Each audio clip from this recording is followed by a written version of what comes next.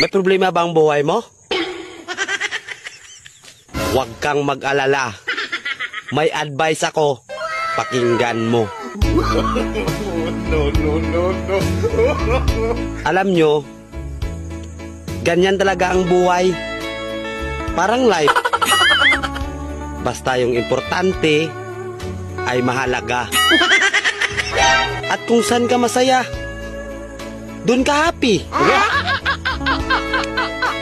Basta huwag kang maniwala sa swerte. Kasi malas yun. Minsan ay sometimes, kaya matuto tayong tumanggap ng acceptance. Halimbawa, for example, ang baby ay sanggol.